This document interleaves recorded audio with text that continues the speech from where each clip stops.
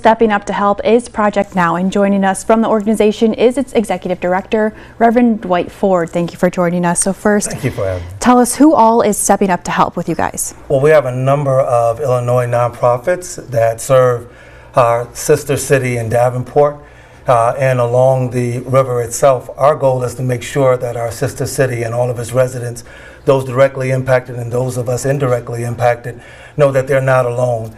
And this is the least that we could actually do. So we have a number of partners, of course, Project Now, and then we have Mid-American Energy Company as well.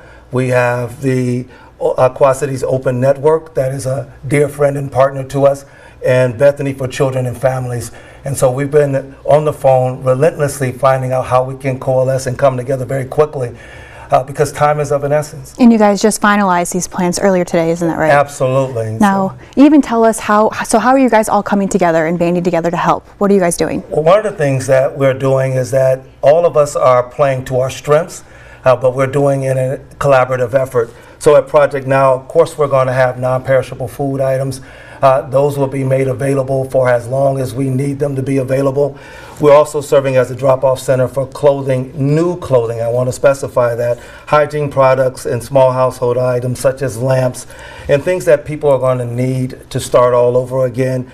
Our donation site is at our headquarter location, and all you have to do is come between Monday and Thursday from 7 a.m. to 6 p.m. and we'll be able to receive it. One of the latest developments through our partnership with Mid-American Energy is that all of those residents, we're taking care of every last one of the utility bills. Oh, wow. So they don't have to think about it. They don't have to try to see if do they qualify. Every last resident we're taking care of.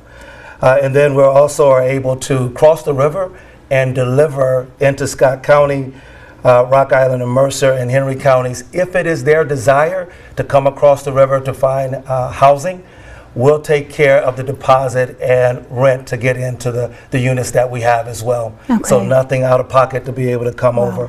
While Bethany for Children and Families, they were our first call because we have worked together for so long, is that they are already assembling lightly worn and new clothing and undergarments and toiletry bags, duffel bags, furniture. They're storing furniture at their former site in Moline, just under the 74 bridge itself.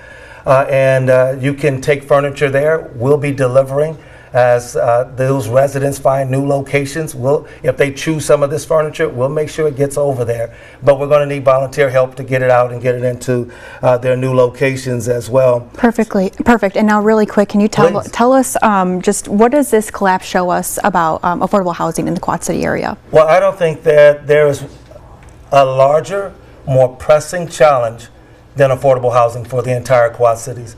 If we don't get this right, if we don't pay attention to the details, if we don't look at the stock that we have, if we don't look at the existing buildings where people living, we're going to have challenge after challenge. And this should all make us much more poignant and attentive to the needs of people that are staying and looking for affordable rental properties. All right, thank you so much for joining us here today. And you can find more about all the various resources in the community by heading over to ourquadcities.com.